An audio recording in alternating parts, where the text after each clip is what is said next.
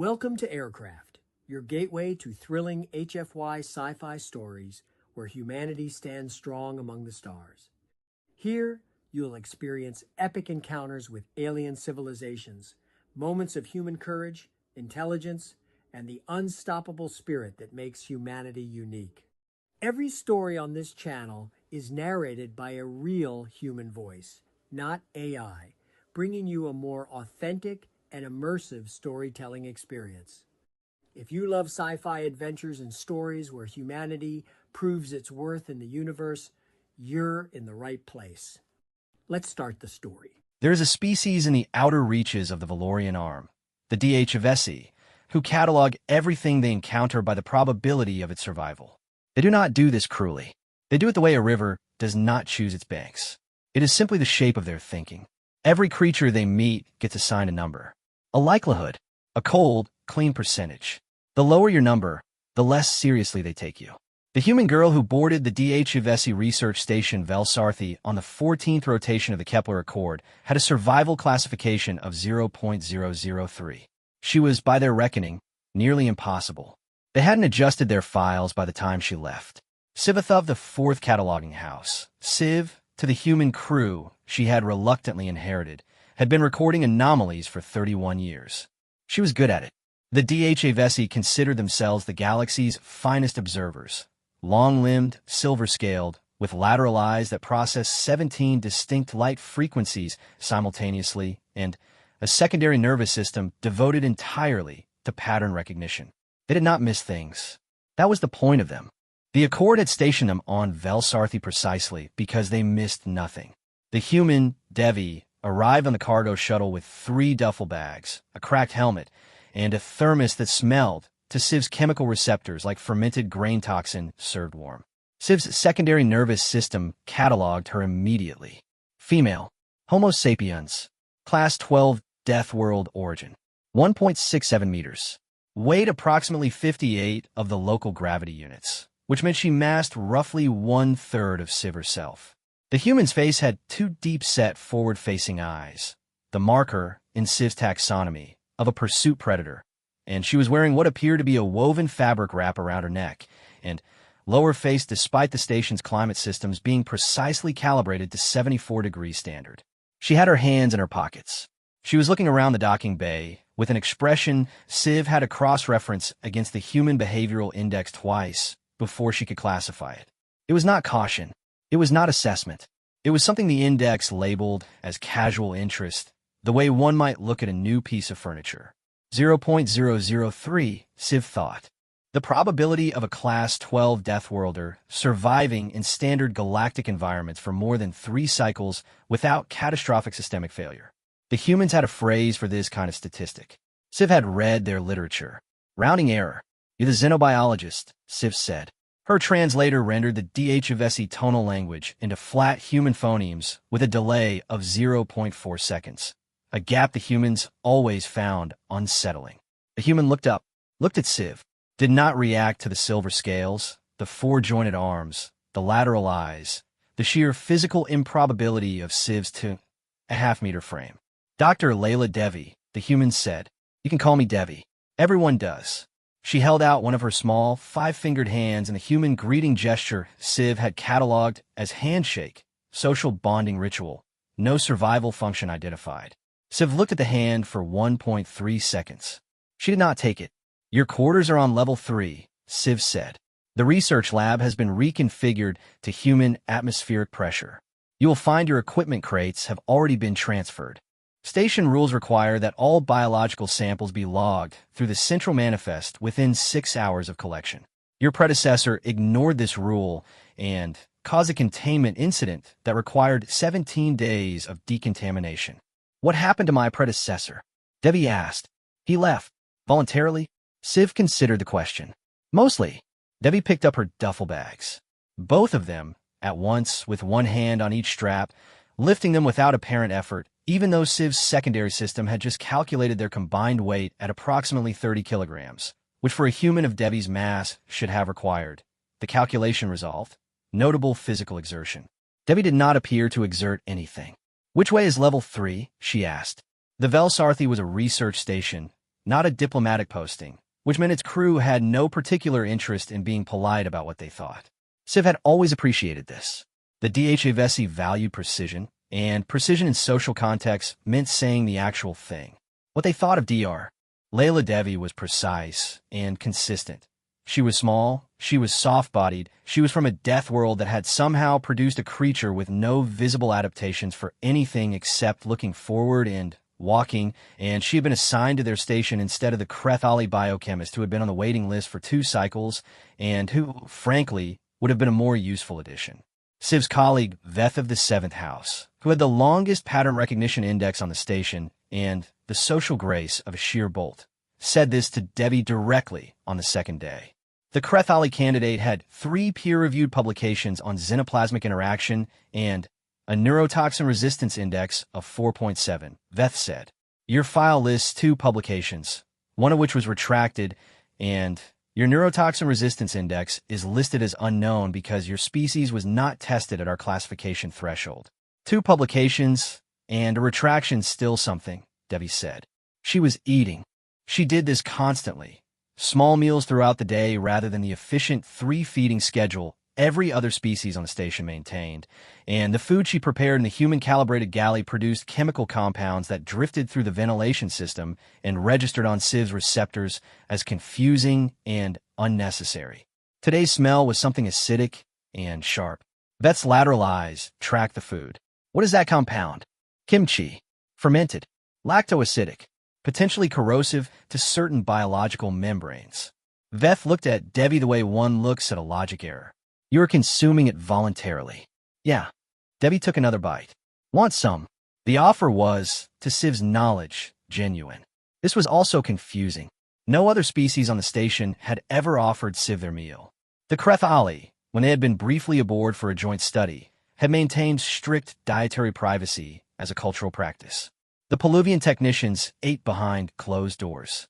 Every species Civ had cataloged treated personal consumption as individual and sealed. Devi offered her kimchi to a 7-foot silver-scaled alien she had known for 36 hours. Veth left without answering. Devi shrugged.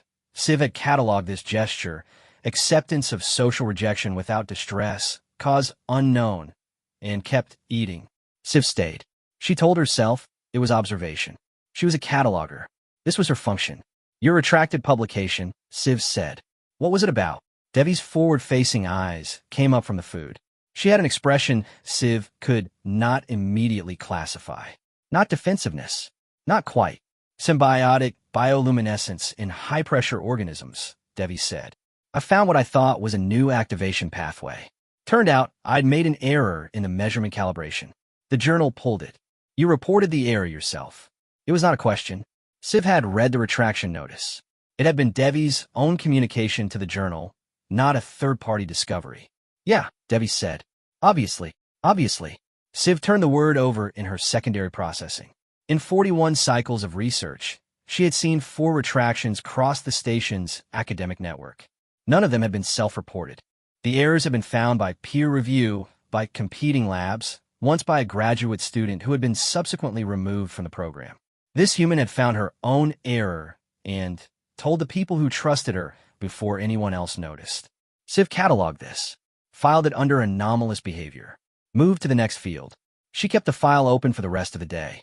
The scarf was the first thing the rest of the crew mocked. Not maliciously, DHVSI did not do malice exactly. They did precision, and precision sometimes looked the same. The station ran at 74 degrees standard, which was, by every biological metric they had, comfortable for the human body type. No cold, no wind, no reason for a neck and face wrap that served no visible function. Leth of the 9th House, the station's atmospheric specialist, noted it in the communal log on the 3rd day.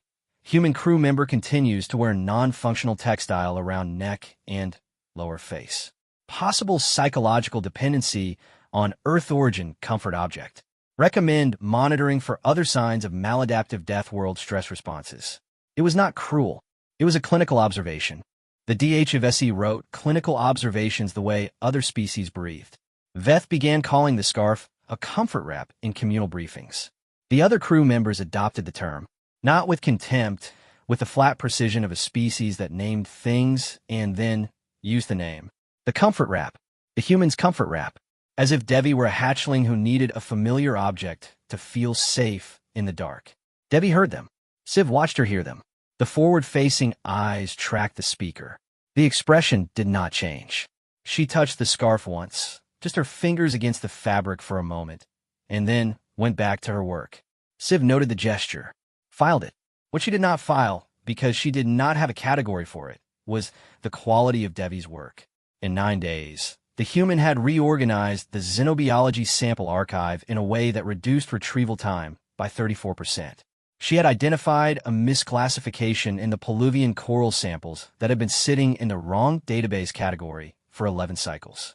She had written 2 preliminary observational reports that Siv had read at approximately 300 station time for reasons she declined to examine. The reports were precise. More than precise, they asked questions the station's classification system had no category for. Not what is this, but why does this behave as if it knows what it's doing? Siv had not encountered that framing in 41 cycles of research. She found herself checking when Devi's lab light was on, a purely observational habit. On the 12th day, the temperature in Lab 7 dropped by 22 degrees in 40 seconds. The cryocontainment array on the deep sample vault had fractured, a stress failure in the tertiary coupling that Siv's atmospheric monitoring system caught 0.8 seconds after happened. The protocol was clear. Evacuate the lab, seal the section, wait for the repair drone cycle to initiate. 22 minutes. Minimal sample loss. Siv was on the lab level when the alarm sounded. She moved to the evacuation corridor, secondary nervous system already calculating loss projections. 17 samples, 3 of which were irreplaceable xenoplasmic cultures from the Kepler survey. Devi was not in the corridor. Siv's secondary system recalculated. She had seen Devi in her lab 14 minutes ago. The cryocontainment fracture had vented directly into the workspace. Current temperature in Lab 7, 8 degrees, and dropping at a rate that would reach biological danger threshold for a human in approximately 4 minutes. The repair drone cycle was 22 minutes. Siv stood in the corridor for exactly 1.7 seconds, which was 1.7 seconds longer than she should have stood anywhere near an active cryovent. She went back. Devi was at the secondary containment interface, fingers moving across the manual override panel with a speed that Siv's visual system struggled to track. The human's breath was coming out as vapor in the 4-degree air. She was wearing a thin research layer, and the scarf, still the scarf, and her fingers were bare against the metal panel, and the panel was cold enough that Siv's temperature sensors read it as a hazard to biological tissue contact. "Get out," Siv said. Her translator clicked through the conversion. "The protocol is the repair drone will take 22 minutes, Devi said, not looking up. "The irreplaceable cultures will be compromised in 11. I'm rerouting the cryo flow through the auxiliary coupling. It's designed for overflow. It'll hold." Her fingers stopped. "Start again. If I can get the secondary bypass to accept a manual handshake. That procedure requires a certified. I'm certified." A pause.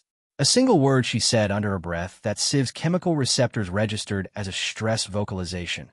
The human word for a biological waste product, used as an emotional signal, a usage pattern Siv had always found entirely irrational. "Come on." The coupling accepted the handshake. The cryo flow redirected. The temperature in Lab 7 stabilized at 9 degrees within 40 seconds and began climbing back toward station normal. Debbie stepped back from the panel. She shook out her hands, a gesture Siv's catalog coded as nervous system reset following fine motor exertion. And then she looked at the containment array with an expression that took Siv 4 full seconds to classify. It was satisfaction, not pride, not triumph. Satisfaction, the way one feels when a thing works the way it is supposed to work, when a math resolves, when a problem closes. "You'll want to order a full inspection of the tertiary couplings," Devi said. "This one failed at about 70% of rated tolerance. If it's a batch issue, the others could go the same way." Siv looked at the containment array. The 17 samples secure. The 3 irreplaceable cultures undamaged.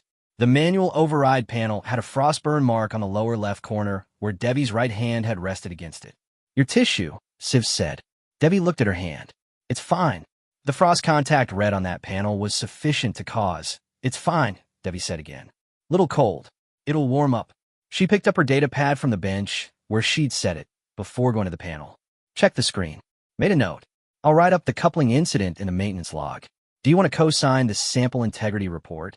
Siv looked at the frost mark on the panel for a long moment.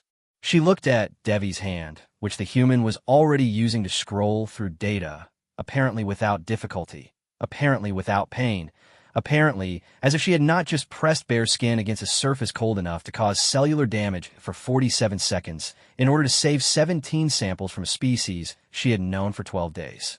Siv added a new field to her catalog. She did not have a name for it yet. Yes, she said, I will co-sign the report. The thing about the DHVSI that most species failed to understand was that their cruelty, when it came, looked nothing like cruelty. It was always a number. Leth of the Ninth House circulated a new memo on the 22nd day. Routine, in format, station atmospheric specialist, within his function to monitor environmental interactions with crew biology. The memo noted that the human crew member had sustained minor frost contact injury during the Lab 7 incident, that the human's pain response threshold appeared to be abnormally high, and that, relevant to ongoing crew welfare assessments, Class 12 Death World Biology typically exhibited accelerated cellular repair at injury sites due to high baseline immune activity. The memo was precise. It was accurate. Every sentence was documented and sourced. And then, at the bottom, Leth had added a note. Still precise. Still accurate. Despite the above biological advantages, the human's contribution to the Lab 7 incident resolution remains within the expected performance range of a mid-level certified technician from any standard gravity species. Exceptional intervention is not indicated. Sample preservation was likely achievable through standard drone repair with modified timing parameters. Siv read the memo at 0400 station time. She read it twice. She filed a 12-point technical rebuttal. Leth's modified timing calculation was based on an outdated drone cycle model. The tertiary bypass procedure Devi had executed required 3 simultaneous manual inputs at a temperature where DHVSI motor function would have been compromised, and the frost contact sustained was not minor by any biological standard that applied to a species without DHVSI cellular redundancy, and sent it to the station chief's log. Then, she sat with the filed rebuttal for a while, in the dark, in her observation room, with the ship's hum around her and the star field through the viewport pressing its cold light against the glass. She was a cataloger. The rebuttal was a cataloging function. She was correcting an inaccurate data point. That was all. Devi did not read the memo. Or if she read it, she gave no sign. She moved through the station the same way she had moved through it since day one, directly, without hurry, stopping at odd angles to look at things that had apparently caught her interest, leaving small marks of her presence everywhere. A mug in the communal area she never remembered to take back to her quarters, a sticky note on the sample archive terminal that said Peluvian coral. Check cross-reference on page 7. I think there's another misclassification, a folded piece of paper on Siv's workstation one morning that turned out, when Siv unfolded it, to be a diagram, hand-drawn on actual paper, which the human had apparently brought from Earth, of the cryo-containment system with a proposed reinforcement architecture for the tertiary couplings. No note, just the diagram. Siv kept it, folded, in the secondary drawer of her workstation under the station's supply manifest. A purely archival decision. The scarf was still there, every day. The crew had long since moved on from commenting on it. The comfort wrap designation had settled into the station's language with the permanence of an accepted classification, no longer noted because it was simply known. Devi the human, with her comfort wrap and her kimchi and her diagrams on paper, filed neatly into the catalog under non-optimal personnel assignment, functioning adequately. On the 31st day, the Vel Sarthi received a guest. Ambassador Tarek Vaughn of the Crucian Protectorate arrived with 7 staff members, a diplomatic seal that outranked every academic credential on the station, and an agenda that Siv received approximately 8 minutes before the shuttle docked, which was, she suspected, deliberate. The Crucians were not researchers. They were not diplomats in the sense most species use the word. Interested in exchange, in agreement, in the careful architecture of mutual benefit. They were auditors. The Crucian Protectorate had, over the past 6 cycles, acquired the habit of arriving at Accord-funded research stations and assessing whether the station's research output justified continued independent operation or whether the station should be absorbed into Crucian oversight, its data and personnel redistributed. For stations had been absorbed so far. The Velsarthi had been on the Crucian assessment list for 2 cycles. Torek Vaughn was tall even by Crucian standards, a species of angular, dense-boned bipeds with flat plates of pale bone fused across their skulls and shoulders like permanent armor. Their sensory system was primarily acoustic. They processed the world in vibration and frequency and spoke in chords that their translators rendered only approximately. They had in Civ's catalog a cultural survival axiom that translated as that which cannot demonstrate its function is waste, and waste is absorbed. They looked at the Velsarthi crew the way a tide looks at a sandcastle. Torek Vaughn looked at Devi specifically, the small human with the fabric around her neck, standing in the docking bay because she had been curious about the new arrival, apparently, the way she was curious about everything, and his flat skull plates registered a vibration in the range Civ's secondary system classified as assessment of negligible subject. "What is the human doing here?" he asked Civ. In Crucian, which did not bother with translation protocols when the speaker outranked the listener. "This is a research station. The Human Species Academic Contribution Index is DR. Devi is our xenobiologist," Civ said. Torek Vaughn produced a sound that was technically a frequency in the communication spectrum. It meant approximately. That explains the waste of a slot. Devi had a translator. It had been calibrated to Crucian before the shuttle docked because Devi had looked up the ambassador's species file at 0600 that morning. Civ had seen the access log and had apparently spent 2 hours reading their linguistic index. Devi's expression, when the translation came through, did not change. Her hand moved to the scarf, fingers at the edge of the fabric. Then she dropped her hand and said pleasantly, "Ambassador, welcome to the Velsarthi. I'll be presenting the xenobiology section of the research overview. Should I use the standard display format, or would the Crucian acoustic preference be better served by a frequency map data presentation?" There was a pause.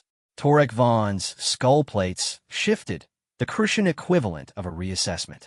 "You have prepared a frequency-mapped alternative?" "I prepared both," Debbie said. "Wasn't sure which you'd prefer." She looked at him with the forward-facing eyes that Civ had, by now, stopped classifying as predator marker and had recategorized, without finding a satisfying label, as something else. "I also made tea, if that's something you drink." The Crucian Biochemical Index suggested your species processes warm liquids well. "I have 3 options. One's probably too acidic, one should be fine, and one I'm genuinely not sure about." Another pause. "The latter option," Torek Vaughn said. "The genuinely not sure one. Uncertainty is interesting," he said, and for the first time the translation conveyed something that was not the flat precision of assessment. Something with a frequency Civ had not heard from a Crucian diplomat before. Curiosity. Civ looked at Devi, at the scarf, at the perfectly still expression on the human's face, at the hands, one of which still bore a faint frost mark across the palm that 3 weeks of apparently excellent human healing had almost but not quite erased. She cataloged nothing. There was nothing in the catalog for this. The audit took 4 days. Civ spent the first 2 of those days in the data presentation rooms, working through the station's research archive with Torek Vaughn's staff, fielding the kind of questions that were designed to find the places where the numbers didn't add up. The Crucians were methodical. Every output metric, every resource expenditure, every personnel classification and assignment. They found, in the xenobiology section, 2 entries that flagged for review: the retracted publication in Devi's academic record and the Lab 7 incident report, which listed human crew member as the intervention agent against drone repair cycle as the protocol standard response.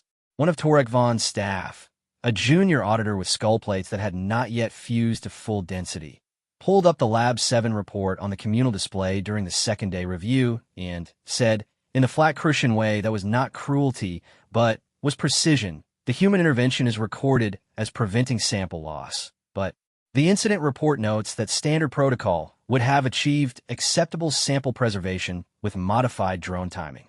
The deviation from protocol therefore represents a risk variable with no confirmed benefit differential. Civ opened her mouth, and Devi, who had been in the room for 2 hours as a required attendee and had been as far as Civ could tell, listening with the same quality of attention she gave to everything.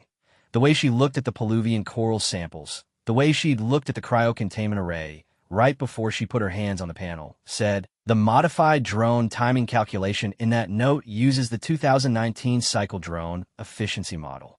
Velsarthi's drones were upgraded in 2022. The actual repair time under current hardware was 31 minutes, not 22. The irreplaceable cultures would have been compromised at the 11-minute mark. Silence. The junior auditor checked his data. His skull plates shifted. The station maintenance log confirms the 2022 upgrade, Debbie said, not unkindly. I checked when I wrote up the incident report. It's in the appendix, page 4, I think.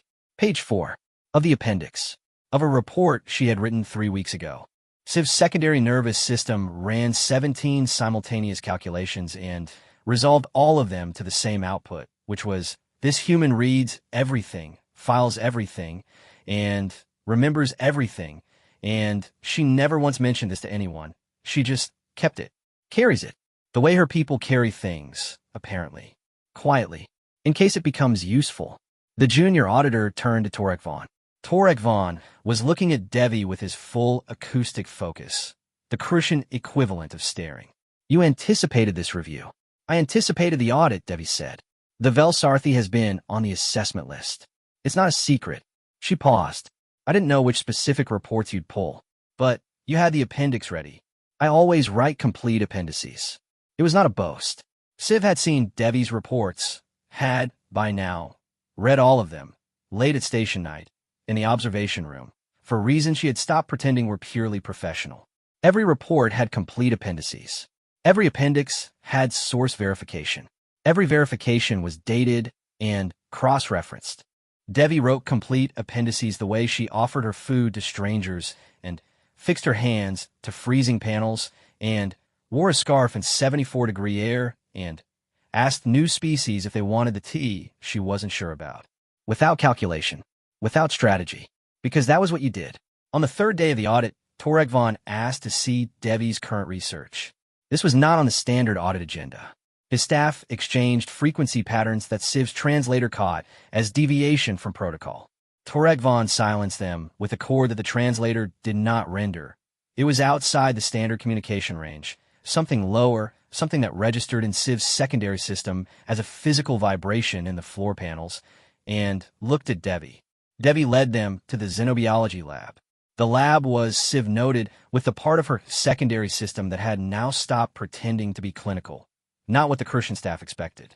The Crucians processed order as quality. Their own research installations were models of spatial efficiency. Every surface with a function. No waste. Devi's lab was not disordered exactly. It was alive. There were samples in 17 different stages of processing, each labeled in Devi's handwriting with small notes that were not just identification markers, but questions: what triggers this? And why does growth rate change when adjacent sample is present? And this one shouldn't be doing this. There was a diagram on the wall, paper again, hand-drawn again, that mapped the relationships between 6 different xenoplasmic organisms with lines of different colors and small annotations Civ had never seen in a formal research display. There was also, on the corner of the main bench, a small object that was not a research tool. It was a smooth, dark stone, roughly oval, that Devi had apparently carried from Earth in one of her duffel bags. No function Civ had been able to identify, just a stone. Torek Vaughn walked to the diagram on the wall. He studied it for a long time. His skull plates were very still, which in Crucian somatic language meant. Civ checked her behavioral index, deep processing. This relationship cluster, he said, between organisms 4 and 6. You're suggesting they're communicating. I'm suggesting it's worth asking the question, Devi said. No known xenoplasmic organism has demonstrated communication capacity. Right. Devi tilted her head. That's what makes it interesting. The skull plates shifted again. The junior auditors were very still.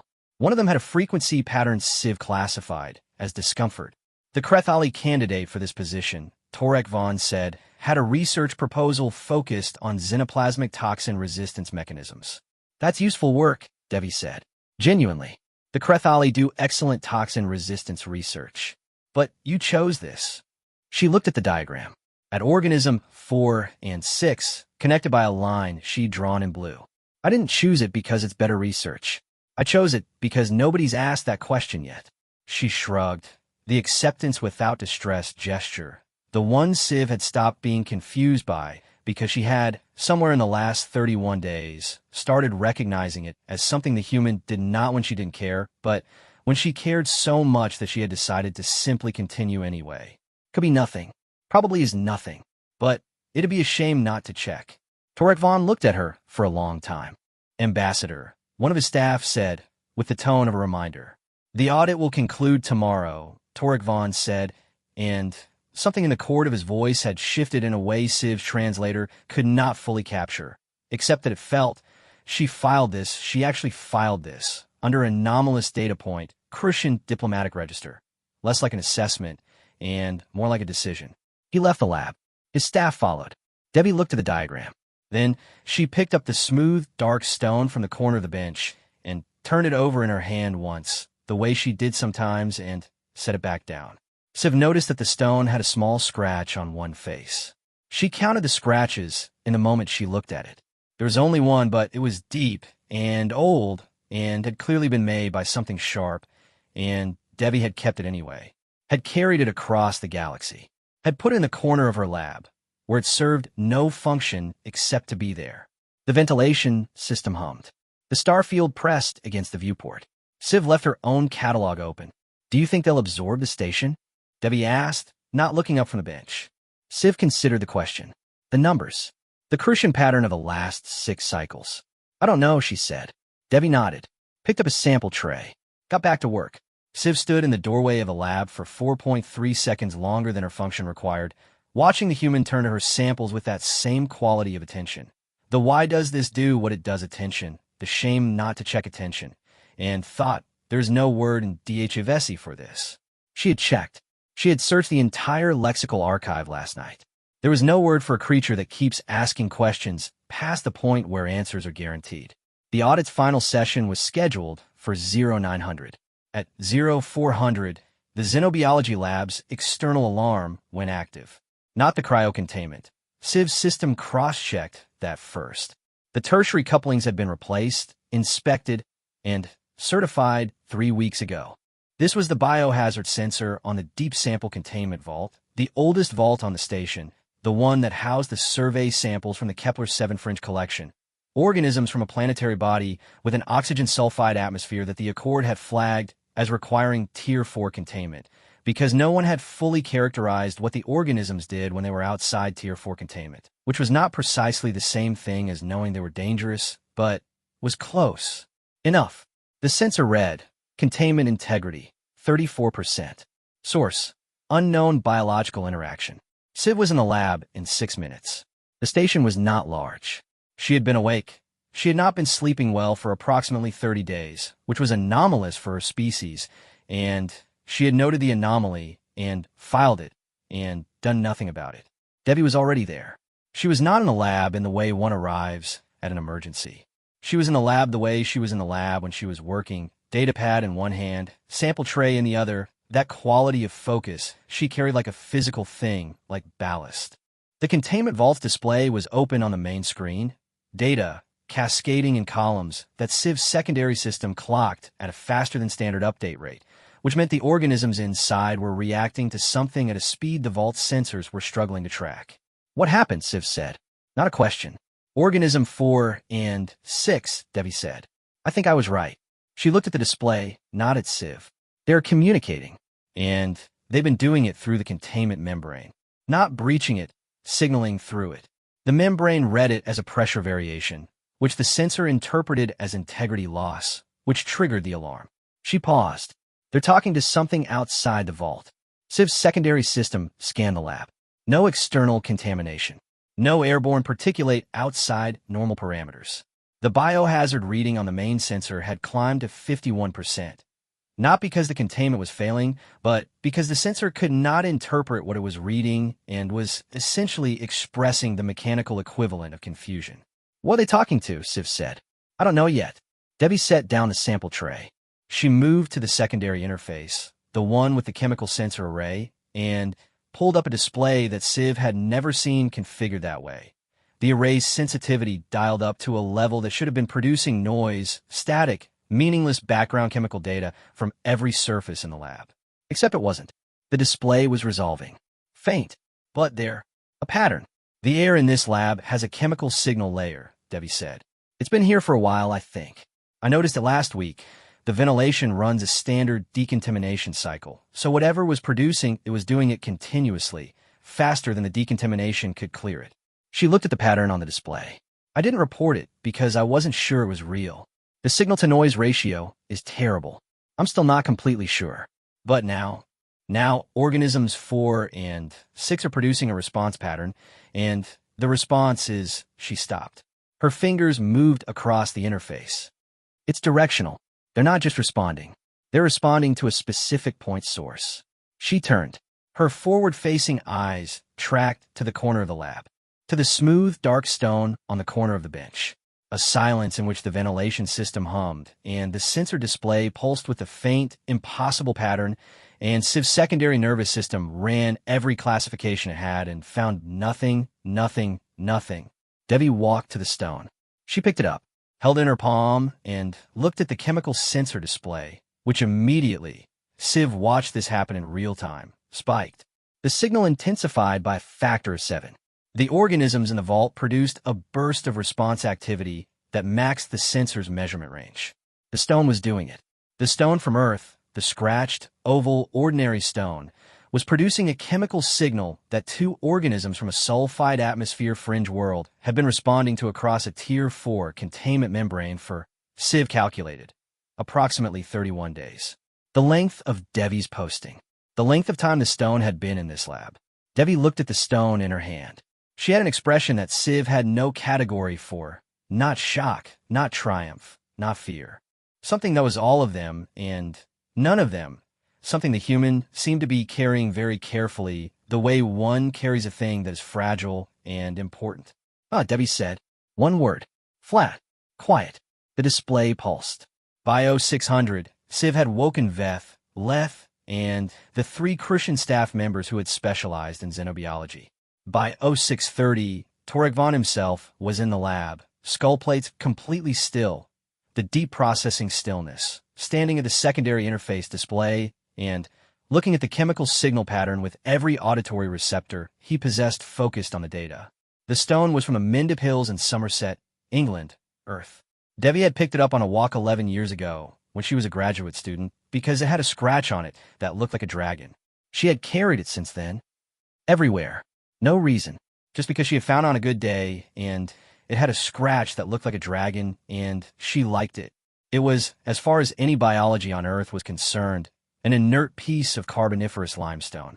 It was, as far as 3 species of scientists on the Velsarthi were now urgently trying to determine, producing a chemical signal that 2 organisms from the Kepler-7 Fringe Survey had been responding to across Tier 4 containment for 31 days, and the signal pattern, when Leth ran it through the atmosphere spectrum model, he was now deeply regretting not running 30 days ago, resolved into something that no one's language had a clean word for, but which Civ's secondary system, flagged as structured, repeating, intentional, not communication with the organisms. Something the organisms were recognizing as communication. From a stone. From an 11-year-old piece of limestone from a woman's coat pocket. Leth's chromatophores. Civ saw this. She was standing close enough to see it, shifted to the pale gray of a DHA Vessi who was running out of taxonomy. The stone, he said. The stone is, it cannot be. The stone is not a communicating agent. Is calcium carbonate. It does not have a nervous system. It's got microbial colonies, Debbie said. The lab went very quiet. She was looking at the secondary interface, at the chemical sensor readout. 11 years of carry-through. Warm, oxygenated, humidity-stable coat pocket, then lab environment. Carboniferous limestone has a porous matrix, excellent microbial habitat. I need to do a full sequencing analysis to characterize what's in there, but the signal profile looks, she tilted her head, biological. Colony level. Multiple strain interaction. Microbes, Torek Von said. Earth microbes, Debbie said. Probably 5 or 6 strains. They've been in a pocket or on a bench for 11 years, and they've developed she searched for the word, community. A a chemical dialect, and apparently 2 organisms from the Kepler-7 fringe are reading it.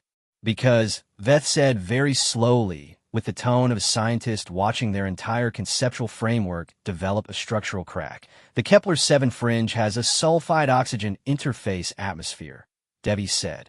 Same general chemical family as certain Earth's subsurface environments.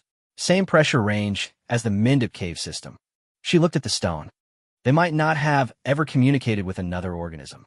They might just be recognizing a chemistry they already know. The sensor display pulsed with the organism's response pattern. In a corner of the lab, through the containment membrane, 2 things from the edge of explored space were, in whatever sense the word applied, listening. To a stone. From Earth. That a woman had carried in her pocket, because it had a scratch that looked like a dragon. It was Veth who said it. Veth, who had called it the comfort wrap. Veth, whose rebuttal of Leth's Lab 7 memo had been even colder and more precise than Civ's, which Civ had found. She had found it. She had read it twice. Oddly satisfying. Veth, who categorized everything, who had spent 31 days filing Devi under non-optimal personnel assignment, functioning adequately. Veth said, quietly, to no one in particular. She carried it because she liked it. No answer. No one had one. She carried it because she liked it, Veth said again, the same words, the same flat tone, except that this time the flat tone had something in it. The way a material has stress before it fractures. Not breaking, but changed. Something moving through it that was not there before. For 11 years. Across the galaxy. To this station. And those organisms in the vault have been. The entire time she has been here, they have been. He stopped. The display pulsed. Civ looked at Devi, who was holding the stone in both hands now, looking at the chemical sensor readout with the expression she had when she found a misclassification in the archive.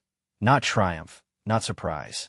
The satisfaction of a question beginning to resolve. And then Devi moved. Not far.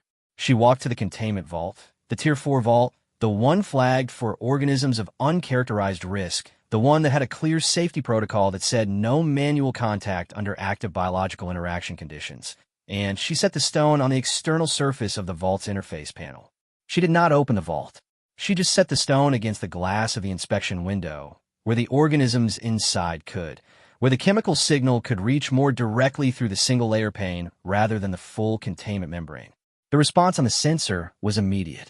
Both organisms moved toward the window in a way that organisms from a sulfide atmosphere fringe world, flagged as uncharacterized risk, did not have any documented behavior for, because the behavior the sensor was now logging was not threat display and not escape attempt and not environmental stress response.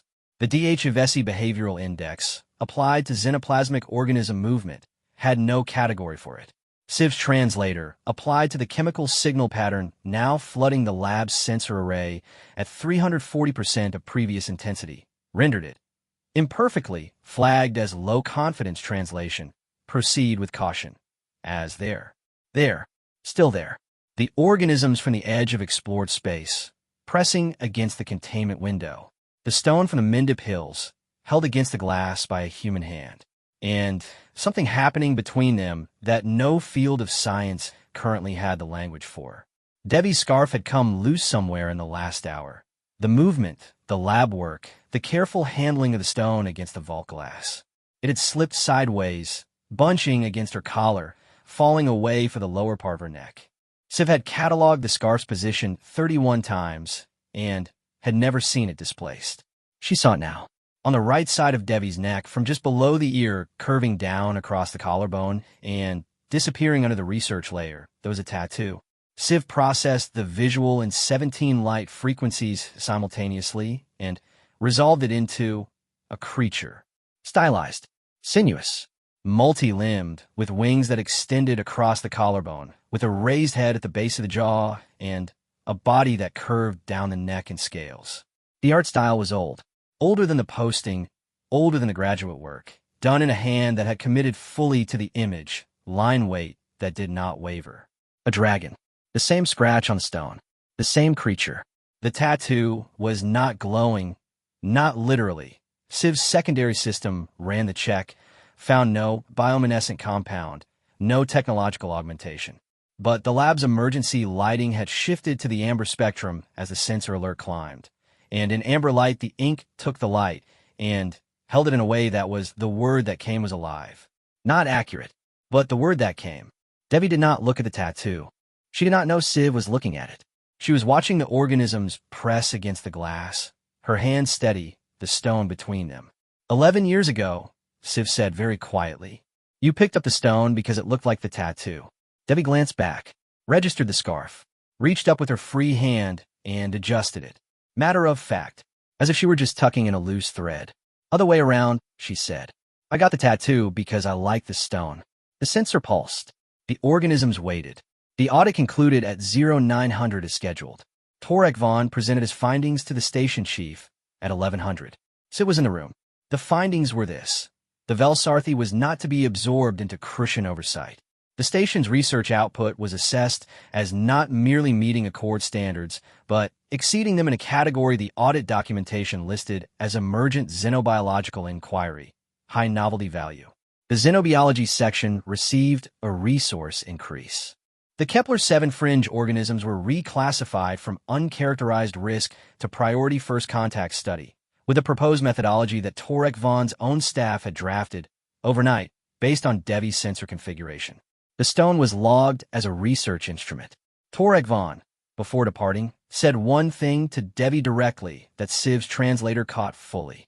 He said, "You were not what I expected." And Devi said, "What did you expect?" A pause. The skull plates of a Crucian ambassador who had absorbed 4 research stations without particular difficulty, still in the frequency of deep processing. Something that could be quantified. Devi nodded slowly, as if this were a reasonable thing to say, which it was. Then, she put the stone back in her coat pocket.